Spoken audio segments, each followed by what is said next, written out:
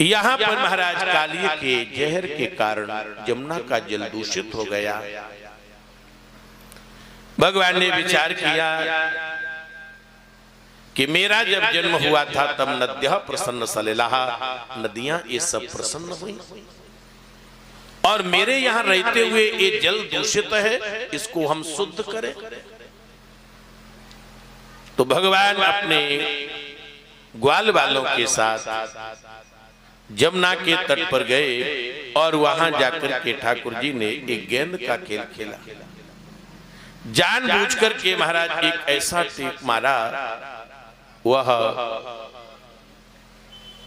गेंद कालीदह में चली गई। सीदामा की गेंद थी। सीदामा ने कन्हैया की फेंट पकड़ ली और कहा कि कन्हैया मेरी गेंद दे दे,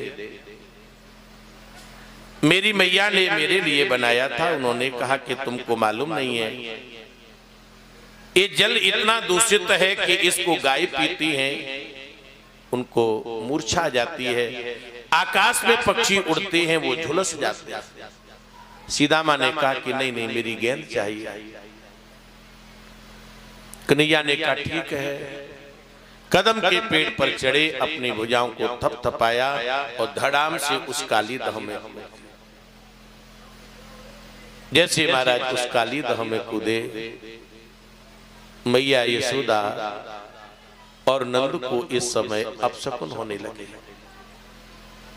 मनसुखा रोते हुए आया, मैया मैया मैया,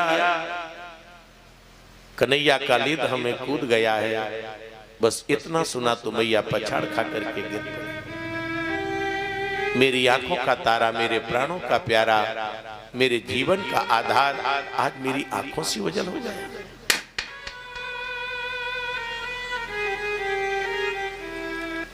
धीरे धीरे महाराज ये जमुना के तट पर पहुंचे। क्या देखते हैं, कन्हैया तैर रहा।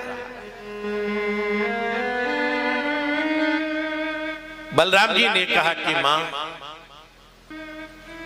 गाय जल पीती मूर्छा आ जाती, आकाश में पक्षी उड़ते झुलस जाते, कन्हैया कितनी देर से तैर रहा है, इसका तो बाल बाका भी नहीं हुआ।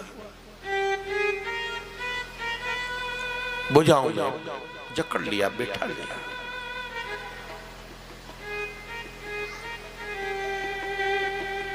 काली के एक से एक फन है,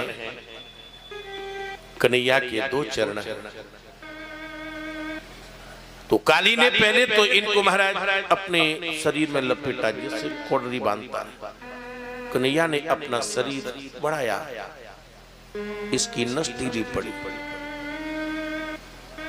काली विचार करता है कि हमारा कब दाव लगे जब हम इनको डसें। भगवान विचार करते हैं कि हमारा कब दाव लगे जब हम इनके फन पर अपना चरण रखें। कालिये ने जैसे महाराज अपना फन बढ़ाया, ठाकुर जी ने अपना चरण रख दिया। दूसरा फन उसने उठाया, ठाकुर जी ने दूसरा चरण रख दिया। अब भगवान एक से एक बार जाते हैं और एक से एक बार आते हैं। तो ठाकुर जी आज कालिये के फन के ऊपर नसते हैं।